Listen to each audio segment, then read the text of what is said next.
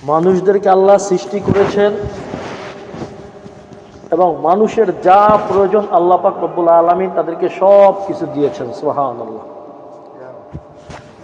কোরআনের মধ্যে আল্লাহ বলেন, ওয়া আতাকুম মিন কুল্লি মা সাআলতুমুহ, তিনি তোমাদেরকে ওই সব কিছু দিয়েছেন যা তোমরা চাও। অর্থাৎ তোমাদের যা কিছু কল্যাণকর আল্লাহ সব মানুষকে সৃষ্টি করার সাথে সাথে দিয়ে দিয়েছেন। সুবহানাল্লাহ। কি পরিমাণ আল্লাহ দিয়েছেন, ওয়া ইন তাউদ্দু নিয়ামাতাল্লাহ লা তুহসুহা, আল্লাহ বলেন যদি তোমরা তার নিয়ামত গণনা করতে থাকো গণনা করে কখনো শেষ করতে পারবা না। সুবহানাল্লাহ। তার মানে হলো আল্লাহ পাক রব্বুল আলামিন আপনাকে আমাকে সৃষ্টি করেই ছেড়ে দেন নাই, বরং রব্বুল আলামিন আপনার আমার জন্ম থেকে নিয়ে মৃত্যু পর্যন্ত, জন্মের আগেও যা কিছু প্রয়োজন সব কল্যাণ আল্লাহ আপনাকে আমাকে দিয়ে দিয়েছে। এই কথা বলার পরে আল্লাহ পাক রব্বুল আলামিন বলেন,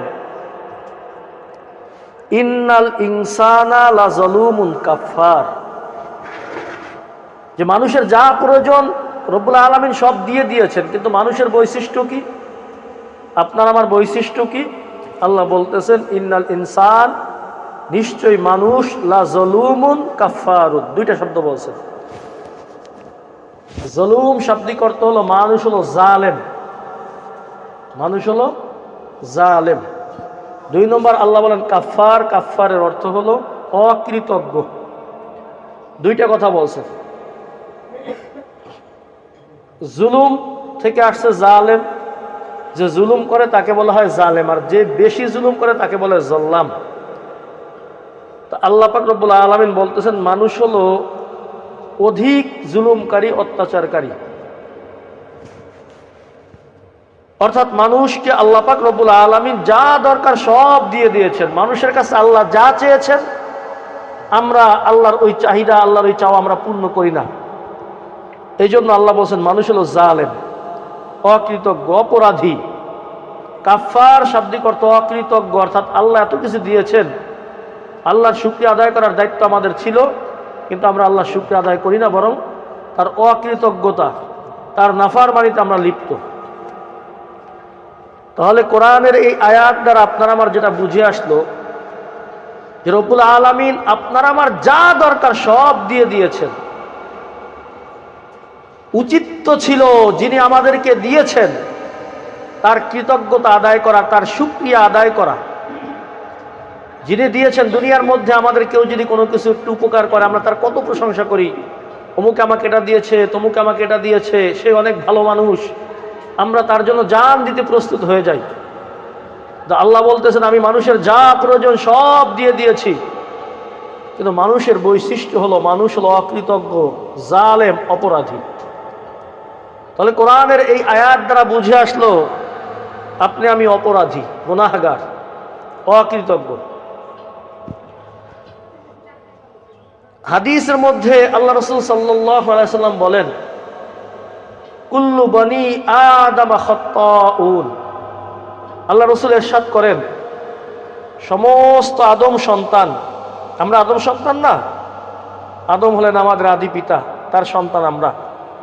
আল্লাহ রাসূল বলতেছেন কুল্লু বনি আদম, সমস্ত আদম সন্তান হলো খাত্তাউন, অপরাধী, ভুলকারী। তাহলে ওই আয়াতের মধ্যে আল্লাহ বলতেছেন মানুষ অপরাধী, মানুষ গুনাহগার, মানুষ অকৃতজ্ঞ। রসুল আপনাকে আমাকে বলতেছেন সমস্ত বনি আদম, চাই সে পুরুষ হোক অথবা নারী, আদম সন্তানের মধ্যে নারী পুরুষ সবাই আছে। রসুল বলতেছেন আদম সন্তান এরা হলো অপরাধী, অধিক মাত্রায় অপরাধকারী এরা। উঠতে ফিরতে চলতে বসতে সর্বাবস্থা আল্লাহর নাফরমানিতে আমরা লিপ্ত। পদে পদে আপনি আমি গুনার কাজ করতেছি, গুনার কাজকে কিছুই মনে হয় না আপনার আমার কাছে। কোরআনের ভাষাও আপনাকে আমি বুঝলাম, আল্লাহ বলতেছেন আপনাকে আমাকে অপরাধী। হাদিসের ভাষায়, রসুলের ভাষায় রসুলও বলতেছেন আপনাকে আমাকে অপরাধী। এবার একটু আপনি আমি নিজেকে নিজে প্রশ্ন করি, নিজেকে নিজে জিজ্ঞাসা করি, আল্লাহ যে আমাকে অপরাধী বললেন, আল্লাহ যে আমাকে নাফরমান অকৃতজ্ঞ বললেন, রসুল আমাকে অপরাধী বললেন, আমরা সবাই একটু নিজেকে প্রশ্ন করি, যে নিজেকে প্রশ্ন করি মন তুই বল আসলে আমি অপরাধী কিনা। প্রশ্ন করি সবাই, দেখেন উত্তর কি আসে। এক্ষেত্রে আপনার আবার 1 সেকেন্ডও চিন্তা করার প্রয়োজন হয় না। চিন্তা ছাড়া এই প্রশ্নের উত্তর আপনার আমার সকলের জানা আছে, এবং আপনি আমি এই প্রশ্নের উত্তর দিতে বাধ্য যে আসলেই আমি গুনাহগার, আমি অপরাধী, আমি নাফরমান, আমি আল্লাহর বিধানের বিরুদ্ধাচারী। এটা বলতে 1 সেকেন্ড ভাবা লাগে? বলেন, আমাদের কারো 1 সেকেন্ড চিন্তা করতে হয় না, বরং চিন্তা ছাড়াই এই প্রশ্নের উত্তর আপনার আমার সকলের জানা এবং আপনি আমি দিতে বাধ্য। আমাদের মধ্যে কি কেউ একজন আছেন যে বলতে পারবেন যে আমার কোনো অপরাধ নাই, বা আমি জীবনে কোনো অপরাধ করি নাই? অথবা শুধু জীবন বাদ দেন, আজকের সকাল থেকে এই পর্যন্ত কে আছেন এমন বলতে পারবেন যে আজকে দিনের মধ্যে আমার একটা গুনার কাজ হয় নাই? আমরা কেউ আছি? কেউ নাই। তাহলে ফলাফল কি দাঁড়াইল? ফলাফল দাঁড়াইল কোরআনের ভাষায় তথা আল্লাহর ভাষায় আপনি আমি অপরাধী, গুনাহগার। রসূলের ভাষায়, হাদিসের ভাষায় আপনি আমি গুনাহগার। আর আপনি আমি যখন নিজেকে প্রশ্ন করলাম, তখন আপনি আমি মানতে বাধ্য, এই উত্তর দিতে বাধ্য, আসলেই আমি গুনাহগার, আমি অপরাধী। তাহলে কোরআনের দ্বারা, হাদিসের দ্বারা এবং আমি আমার নিজের বিবেক বুদ্ধির দ্বারা আমি বুঝতে পারলাম আসলেই আমি অপরাধী, আমি গুনাহগার।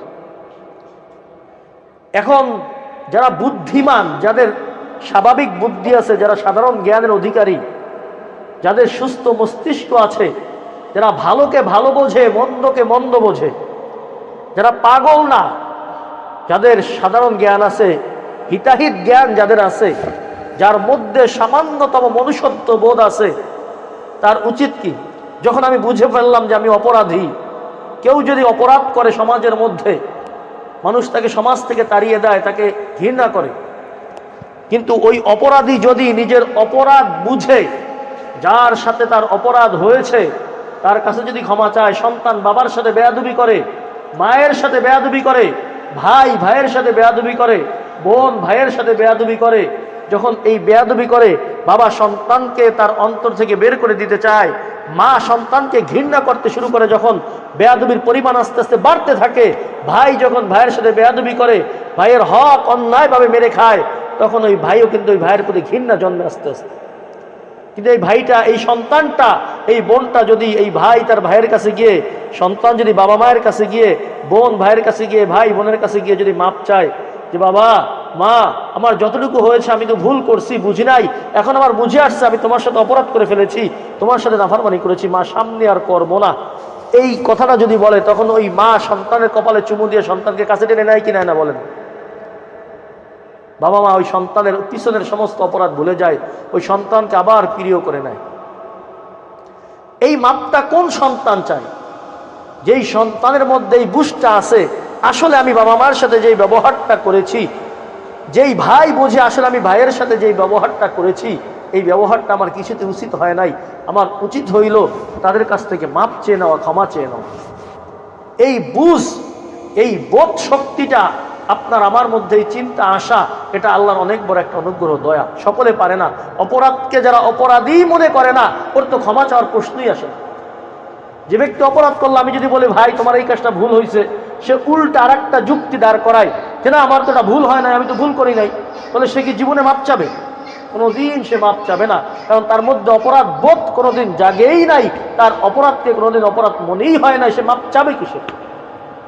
কিন্তু আপনি আমি যখন আল্লাহর কোরআন পড়লাম, কোরআন দ্বারা জানলাম আপনি আমি অপরাধী, হাদিসে রসুলের ভাষায় আমরা বুঝলাম আপনি আমি অপরাধী, নিজেকে যখন প্রশ্ন করলাম, তখন ফলাফল দাঁড়াইল আসলেই আমি অপরাধী, আসলেই আমি গুনাহগার, আসলেই আমি নাফরমান, আমার জীবনের গুনার কোনো শেষ নেই। যখন থেকে বুঝ শক্তি হয় নাই, তখন থেকে গুনায় লিপ্ত। এমনও গুনাহ আছে প্রতিদিন একই গুনাহ প্রতিদিন করতেছি, বার করতেছি। এজন্য আল্লাহ পাক রব্বুল আলামিন আপনাকে আমাকে জালেম বলেন নাই, জাল্লাম বলছেন। আল্লাহ রাসূল খাতিউন বলেন নাই, বলছেন খাত্তাউন। জাল্লামের অর্থ হলো যে বারবার জুলুম করে, খাত্তাউন শাব্দিক অর্থ যে বারবার অপরাধ করে, বারবার গুনার কাজ করে, তাকে খাত্তাউন বলে আরবিতে। একই গুনাহ বারবার করতেছে। তাহলে এখন আপনাদের আমার এই বুঝতে হয়েছে নাকি যে আমরা জীবনে যেই কাজগুলি করেছি, এই কাজগুলি অনেক কাজ আমাদের অপরাধ, অনেক কাজ আমাদের গুনার কাজ। এটা আমাদের সকলে বুঝ হয়েছে তো? যদি এটা আপনার আমার বুঝে এসে থাকে, যদি আমি বুঝতে পারি যে আসলে জীবনে বড় ভুল করছি, বড় অপরাধ করছি, মালিক তো সৃষ্টি করেছিলেন, যা প্রয়োজন সব আপনাকে আমাকে দিয়েছিলেন, আপনার আমার চলার জন্য যা দরকার সব দিয়েছেন, উচিত ছিল মালিকের হুকুম মানা, রব্বুল আলামিনের বিধান মেনে নিজের জীবনকে সাজানো, নিজের জীবনটাকে সুন্দর করা। কিন্তু আমি শয়তানের ধোকায় পড়ে, নফসের ধোকায় পড়ে, মানুষ শয়তানের ধোকায় পড়ে আমি বিভিন্ন গুনাহে লিপ্ত হয়েছি। আমি গুনাহগার, এটা বুঝে আসছে আমাদের। যদি বুঝে এসে থাকে, যদি আপনার আমার মধ্যে সামান্য জ্ঞান থাকে, যদি সামান্য বুদ্ধি থাকে আপনার আমার মধ্যে, তাহলে এই অপরাধী যখন অপরাধ করে, ওই অপরাধী যদি অপরাধের মধ্যে লিপ্ত থাকতেই থাকে, অপরাধ থেকে ফিরে যদি না আসে, দুনিয়ার হাইসিয়াতে, দুনিয়ার দৃষ্টিতেও আমরা যদি একজন ব্যক্তি বারবার একই ভুল করে, তাকে কিন্তু আমরা সমাজ থেকে তাড়িয়ে দেই, তাকে আমরা দেশ থেকে বহিষ্কার করে দেই, অথবা তার জন্য ফাঁসির ব্যবস্থা হয়, শাস্তির ব্যবস্থা হয়, জেলের ব্যবস্থা হয়। এমনই ভাবে যদি আমরা এভাবে অপরাধ করতে করতে এভাবে অপরাধী অবস্থায় যদি দুনিয়া থেকে চলে যাই, তাহলে আল্লাহ পাক রব্বুল আলামিনের আদালতে আপনাকে আমাকে আসামি অবস্থায় দাঁড়াইতে হবে। তখন কিন্তু আর কোনো জবাব আপনার আমার কাছে থাকবে না। তখন আল্লাহর যে জাহান্নামের শাস্তি আছে, ওই শাস্তি আপনার আমার জন্য অপেক্ষায় আছে। তো যেহেতু এখন আপনার আমার বুঝে আসলো আমি অপরাধী, এখন আমার করণীয় কি? বুদ্ধিমান অপরাধী যেই ব্যক্তি বুদ্ধিমান অপরাধ করে ফেলে ভুলে, ইচ্ছায় অনিচ্ছায়, বুদ্ধিমান যদি হয়, তাহলে তার কাজ কি? আল্লাহ রাসূল সাল্লাল্লাহু আলাইহি সাল্লাম যে হাদিসের মধ্যে বলছেন, কুল্লু বনি আদম খাত্তাউন, এর পরের অংশে আল্লাহ রাসূল বলতেছেন, ওয়া খায়রুল খাত্তাইনা আত-তাওয়াবুন। সুবহানাল্লাহ। আল্লাহ রাসূল বলতেছেন, বনি আদম তো অপরাধী, বারবার অপরাধ করে, গুনার কাজ করে, কিন্তু এই বনি আদমের মধ্যে যারা অপরাধী, এই অপরাধীর মধ্যে এক শ্রেণীর লোক, একটা কাজ আছে, এই কাজটা যদি ওই অপরাধীরা করতে পারে, কোনো গুনাহগার যদি এই কাজটা করতে পারে, এই ইবাদতটা করতে পারে, তাহলে ওই ব্যক্তি, ওই যে অপরাধী ছিল, আল্লাহ পাক রব্বুল আলামিনের দরবারে আসামি ছিল, অপরাধী ছিল, তার ওই অপরাধীর নাম থেকে তার নামটা কাটা হইয়া সে আল্লাহ পাক রব্বুল আলামিনের একজন উত্তম শ্রেষ্ঠ বান্দা হিসেবে পরিচিতি, বান্দী হিসেবে লাভ করে। সুবহানাল্লাহ। অপরাধ আপনার আবার হইতেছে, উঠতে বসতে চলতে ফিরতে, কথায়, হাতের দ্বারা, মুখের দ্বারা, পায়ের দ্বারা বিভিন্ন অপরাধ আপনি আমি করতেছি। কিন্তু রাসূল বলছেন, বনি আদমের বৈশিষ্ট্য অপরাধ তারা করবে, কিন্তু এই বনি আদমের মধ্যে একটা কাজ যদি তারা করতে পারে, তাহলে ওই বনি আদম তারা শ্রেষ্ঠ হয়ে যায়, ভালো হয়ে যায়, আল্লাহ পাক রব্বুল আলামিনের প্রিয় বান্দা বান্দী হিসেবে আস্তে আস্তে তারা পরিচিতি লাভ করতে থাকে। সুবহানাল্লাহ। সেই কাজটা কি? রাসূল বলেন, খায়রুল খাত্তাইনা আত-তাওয়াবুন, যারা অপরাধী, এই অপরাধীদের মধ্যে এক শ্রেণীর লোক আছে যারা আবার আল্লাহর কাছে প্রিয় হয়ে যায়, যারা আল্লাহর কাছে সম্মানিত হয়ে যায়, তারা হলো আত-তাওয়াবুন, যারা বেশি বেশি আল্লাহর কাছে তওবা করে। দুনিয়ার মধ্যে যখন অপরাধ হয়, সন্তান বাবার সাথে বেয়াদবি করলে সে বাবার পা জড়িয়ে ধরে, বাবার কাছে মাপ চায়, ঠিক তদ্রুপ যেমন আল্লাহর নাফরমানি হয়েছে, আল্লাহর কাছে ভাবে মাপ চাইতে হবে। যখন মাপ চায় সন্তান মাপ চাইলে ওই বাবা মা ওই সন্তানের জন্য ভালো খাবারের ব্যবস্থা করে, তার জন্য উত্তম কিছু ব্যবস্থা করে, তাকে প্রিয় করে নেয়, আপন করে নেয়। ঠিক তদ্রুপ বান্দা বান্দি যখন অপরাধ করে, গুনাহ করে, এই গুনাহ করার পর যখন তওবা করে, তখন তারা শ্রেষ্ঠ হয়ে যায়। সুবহানাল্লাহ। আপনার আমার দায়িত্ব কি? যেহেতু আপনি আমি অপরাধীরা প্রমাণ হয়ে গেছে কোরআন হাদিস এবং আপনার আমার বিবেকের দ্বারা, এখন হলো যদি আমি বুদ্ধিমান হই, যদি আমার সাধারণ বুদ্ধি থেকে থাকে, আমার যদি মনুষ্যত্ব বোধ আমার মধ্যে থেকে থাকে, এখন আমার দায়িত্ব হলো তওবা করা। কি করা?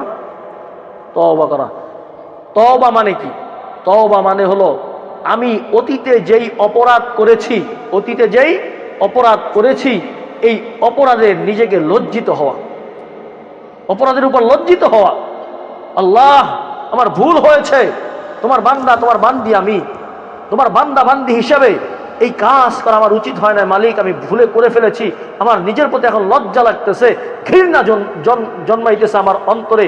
মালিক, আমার এটা করা উচিত হয় নাই। এই অতীতের কৃতকর্মের উপর লজ্জিত হওয়া।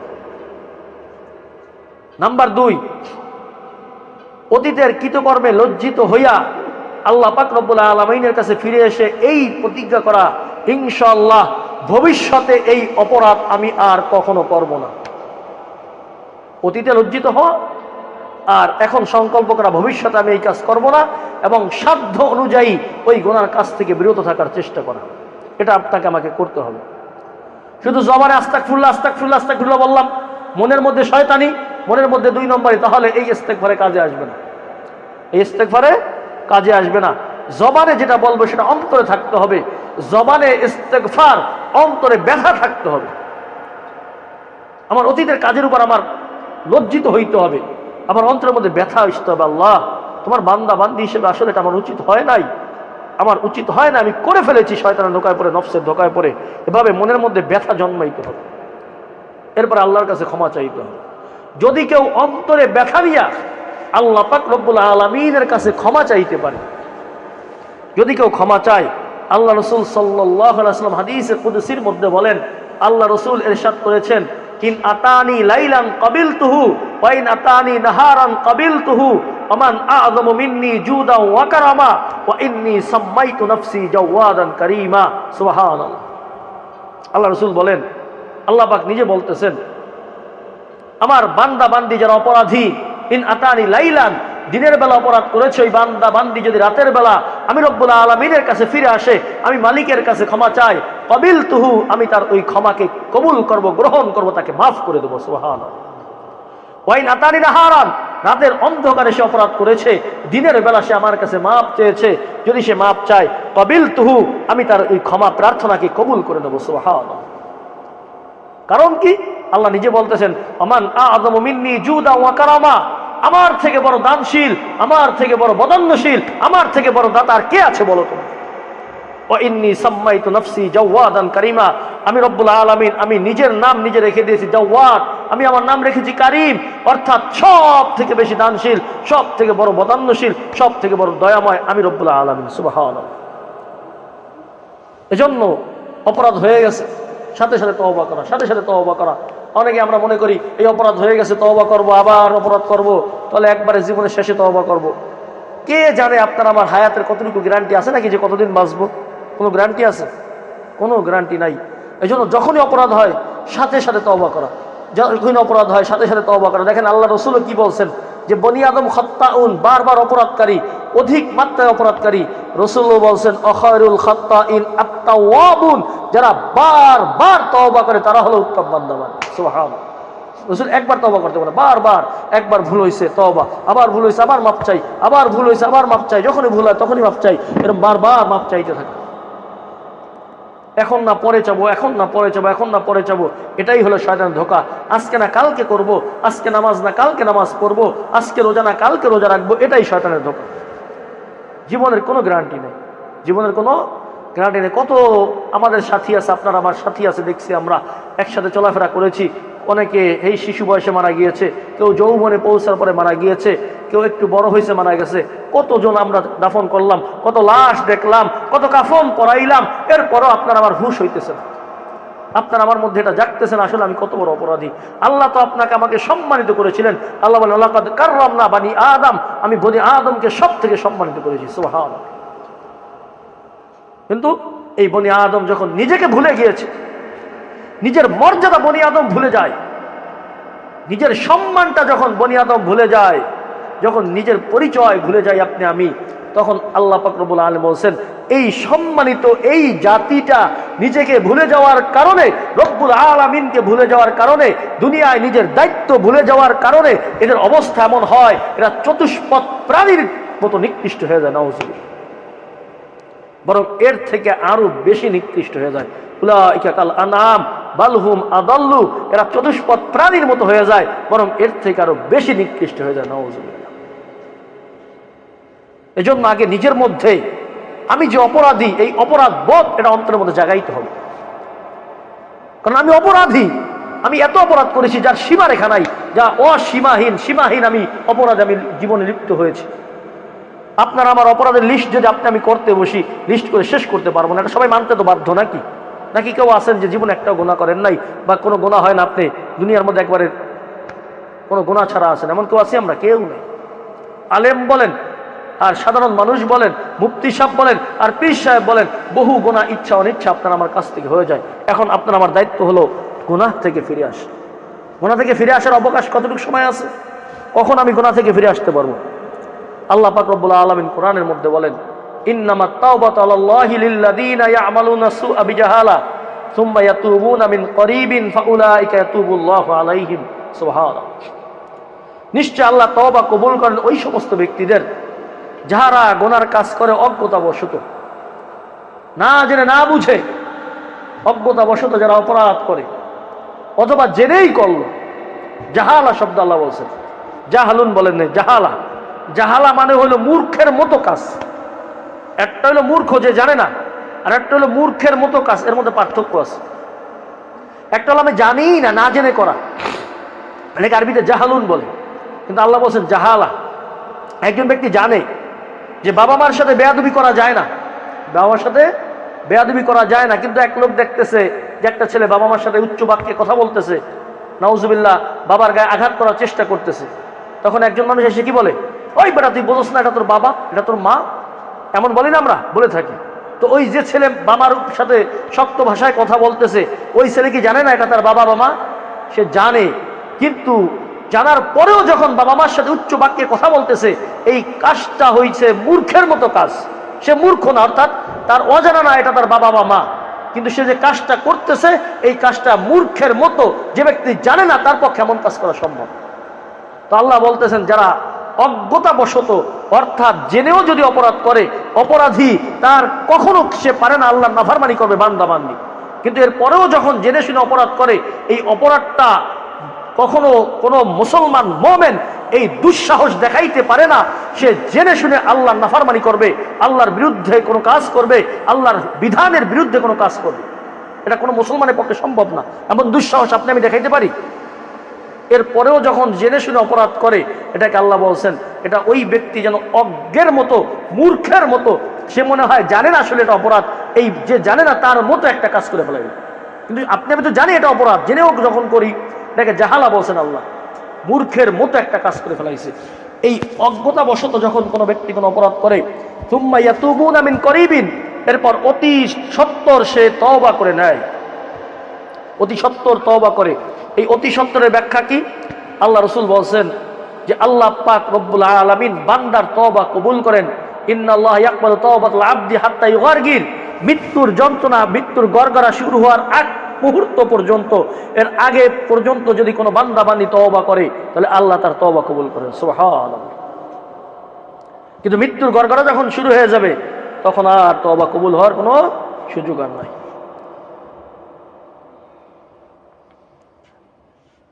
এখন মৃত্যু কখন হবে আপনার আমার গ্যারান্টি আছে নাকি? যে 2050 সালের জানুয়ারি, 1 জানুয়ারি আপনার আমার মৃত্যু হবে, তাহলে আমরা 2049 সালের ডিসেম্বরে আমরা তওবা কইরা একবার এতে কেবে বসে যাব, এমনভাবে এতে কেবে বসবো, আর কোনো গুনাহ করবো না, তসবিহ হাতে নিয়ে রুমের ভিতরেই থাকবো সব সময়, আর আল্লাহ বিল্লাহ করতে থাকবো, 5 ওয়াক্ত নামাজ পড়বো, নফল যত আছে পড়তে থাকবো। এমন গ্যারান্টি দিছে নাকি আল্লাহ আপনারা আমাকে? এমন গ্যারান্টি আছে নাকি? এই যে মজলিসে বসে এখান থেকে উঠে বাসায় যেতে পারবো, এমন গ্যারান্টি আছে কারো? কোনো গ্যারান্টি নাই। কখন চলে যাব কোনো ধারণা নাই। এজন্য এখনই অতি সত্বর, মানে কি এখনই এই মজলিসে আমরা তওবা করব। আল্লাহ আমাদের সকলের পিছনে অপরাধ মাফ করুক বলে আমিন। এখান থেকে আমরা মনকে প্রস্তুত করব, জীবনে যত অপরাধ করছি, যত বেপরদায় চলছি, যত অপরাধ করছি, এগুলো সব এখন থেকে ছেড়ে দিলাম ইনশাআল্লাহ, সামনে থেকে আর করবো না। এই তওবা এখন থেকে করে ফেলতে হবে। আল্লাহ বলেন ওয়ালাইসাতিত তাওবাতু লিল্লাযিনা ইয়ামালুনা সাইয়্যাত হাত্তা ইযা হাদারা আহাদাহুমুল মাউত ক্বালা ইন্নী তুবতুল আন ওয়ালাল্লাযিনা ইয়ামুতুনা হুম কুফফার। দুই শ্রেণীর লোকের তওবা কবুল করা হয় না। এক নম্বর হলো ওই সমস্ত মুমিন মুমিনা, দুনিয়ার মধ্যে তারা নিজেদেরকে মুমিন পরিচয় দিয়েছে, মুসলমান ইমানদার পরিচয় দিয়েছে, কিন্তু অপরাধ করেছে। অপরাধ করতে করতে যখন মৃত্যুর যন্ত্রণা শুরু হয়ে গেছে, গড়গড়া শুরু হয়েছে, এই সময় তওবা করে, এই সময় তওবা কাজে আসবে না, এই তওবা কবুল হবে না। নাউজুবিল্লাহ। দুই নম্বর হলো যারা কাফের অবস্থা মারা যায়, তাদের তওবা কবুল হবে না, তাদের তওবা কবুল করা হবে না। হায়াত কয়দিনের বলেন? আপনি আমি কয়দিন বাঁচবো? আল্লাহ রাসূল সাল্লাল্লাহু আলাইহি ওয়াসাল্লাম হাদিসের মধ্যে বলছেন আমারু উম্মতি বাইনা 60 ইলা 70 ওয়া আকাল্লুহুম ইয়াজুজু যালিক ইউজাবিজু যালিক আও কামা ক্বালা আলাইহিস সালাতু ওয়াস সালাম। বনি আদম, এই উম্মতে মুহাম্মাদি যারা আছে, আমরা যারা আছি, আমাদের গড় আয়ু হলো 60 থেকে 70 এর মাস, এতটুকু। খুব কম মানুষ আছে যারা 70 পার করতে পারে। আপনি দেখেন আমাদের সমাজে যারা মারা যাইতেছে, রাসূল বলে গেছেন বহুত আগে 60 থেকে 70 এর মধ্যেই সর্বোচ্চ। তাহলে যার বয়স 50 হলো, 55 হলো, 60 যার বছর হয়ে গেছে, আমাদের তো মেয়াদ শেষ। আর কত? এখন যেটুকু আছে বোনাস বাঁচতেছি। এখন আপনার আমার বুঝে আসতেছে না যে দুনিয়া থেকে বিদায় নিতে হবে, আল্লাহ পাক রব্বুল আলামিনের কাছে ফিরে যেতে হবে। আল্লাহর কাছে গিয়ে কি হিসাব দেব, কিভাবে দাঁড়াবো? যেই রব্বুল আলামিন আপনার আমার যত কিছু করেছে, সব চাওয়া পূর্ণ করলেন, সব চাহিদা পূর্ণ করলেন, ওই রবের সামনে কিভাবে দাঁড়াবো নাফরমানি করে? এজন্য এখনই তওবা করতে হবে, এখনই তওবা, দেরি করা যাবে না, তওবা করতে হবে। সাথে সাথে তওবার সাথে সাথে অতীতের গোনা তো ছেড়ে দিতে হবে। সামনের যেই দিনগুলি আছে, এই দিনগুলি কিভাবে আমল বৃদ্ধি করা যায়, কিভাবে নেক কাজ বেশি বেশি করা যায়, সেই চেষ্টা করতে হবে। আমাদের যাদের নামাজ ছেড়ে দেওয়ার অভ্যাস আছে, 5 ওয়াক্ত নামাজ প্রতিদিন যারা পড়া হয় না, যে আমি এটা কিভাবে সম্ভব, আমি একজন মুসলমান, আমি একজন মুমিন, কিন্তু দিনে মাত্র 5 ওয়াক্ত নামাজ এটাও আমার পক্ষে পড়া সম্ভব হয় না। তারা আজকে থেকে শপথ করি, ইনশাল্লাহ যতদিন আল্লাহ হায়াতে বাঁচিয়ে রাখবেন, ইনশাল্লাহ 1 ওয়াক্ত নামাজ কাজা করবেন ইনশাল্লাহ। আমরা মার্কেটে চলে যাই, আসরের আগে, জোহরের পরে মার্কেটে যাই, একবারে 12টার সময় আসি। মার্কেটে যাওয়ার কারণে আসর, মাগরিব, এশা এই সবগুলি আমাদের নামাজগুলি কাজা হয়ে যেতেছে। আল্লাহর কাছে কি হিসাব দেবো বলেন? কোনো হিসাব আছে আমাদের কাছে? আমাদের হিসাব নাই। আমি মার্কেটে যাই, সকালবেলা যান আপনি মার্কেটে, জোহরের আগে চলে আসেন, কিন্তু আমাদের মার্কেটে জমেই তো বিকালবেলা। অনেক মহিলা এমনভাবে যাইতেছে, আসর, মাগরিব সব কাজা হইতেছে, মার্কেটে নামাজের ব্যবস্থা থাকে না। হিসাব করে করতে হবে কাজ, বাস। নামাজ কাজা করার কোনো সুযোগ নেই।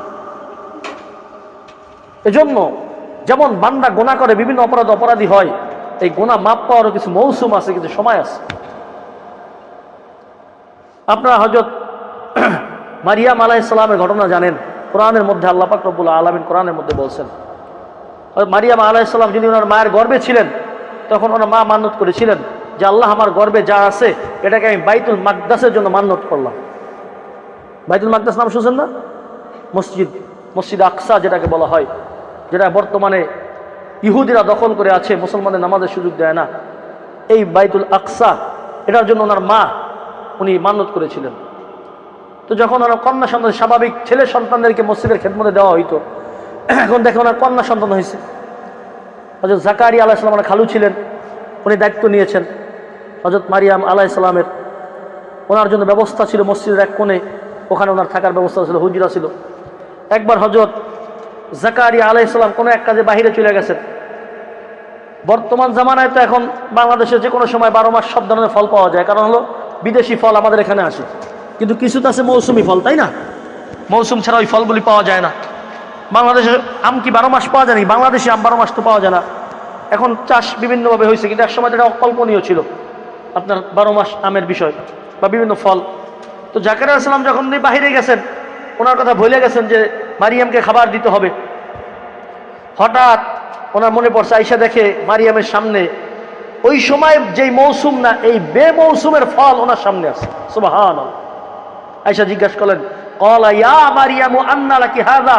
ক্বালাত হুয়া মিন ইনদিল্লাহ ইন্নাল্লাহা ইয়ারযুকু মান ইয়াশাউ বিগাইরি হিসাব। সুবহানাল্লাহ। জাকারিয়া আলাইহিস সালাম এসে জিজ্ঞাসা করলেন, ও মারিয়াম, এই যে ফল, এখন তুমি এই ফলগুলি কোথায় পাইছো? এটা তো এই এলাকায় পাওয়া যায় না, এটা তো এই মৌসুমের ফল না, এটা তুমি কোথায় পাইলা? তিনি উত্তর দিলেন, ক্বালাত হুয়া মিন ইনদিল্লাহ, এই রিজিক আল্লাহর পক্ষ থেকে এসেছে। সুবহানাল্লাহ। ইন্নাল্লাহা ইয়ারযুকু মান ইয়াশাউ বিগাইরি হিসাব, আল্লাহ যাকে চায় বিগাইরি হিসাব, সীমাহীন রিজিক আল্লাহ দান করেন। সুবহানাল্লাহ। হযরত জাকারিয়া আলাইহিস সালাম দেখলেন যে এই যে জায়গা, এই জায়গায় আল্লাহ জান্নাতি ফল পাঠাইছেন, মারিয়ামের জন্য মৌসুম ছাড়া ফল পাঠাইছেন, এই জায়গাটা বরকতময়। হুনালিকা দা জাকারিয়া রাব্বাহ। সুবহানাল্লাহ। জাকারিয়া আলাইহিস সালাম ওই জায়গায় দোয়া করলেন, ও আল্লাহ, এইখানে তুমি যেহেতু মৌসুম ছাড়া বিনা মৌসুমের ফল মারিয়ামকে পাঠাইছো, আমি জাকারিয়া বৃদ্ধ হয়ে গেছি, আমার সন্তান নাই, বাহ্যিক যুক্তিতে বলে আমি বুড়া হয়ে গেছি, এখন আমার সন্তান হবে না। তুমি যেহেতু বেমৌসুমে মারিয়ামকে তুমি এখানে ফল খাওয়াইছো, এই জায়গা বরকতময়, তাহলে আমিও বুড়ো হয়ে গেছি, আমার একটা সন্তান দিয়ে দাও। সুবহানাল্লাহ। হুনালিকা দা জাকারিয়া রাব্বাহ। জাকারিয়া ওই জায়গায় দোয়া করলেন, কারণ উনি দেখলেন যে এই জায়গায় মারিয়ামের জন্য জান্নাতের ফল আসতেছে, এটা বরকতের জায়গা, এখানে বেমৌসুমের ফল আসতেছে। আমি বুড়ো হয়েছি, তাতে কি? বুড়ো হইলো আল্লাহ, আমার মৌসুম যদিও শেষ, আল্লাহ আমার জন্য কি করবেন? ফলের ব্যবস্থা করবেন। এই জন্য তিনি কি করলেন, সেখানে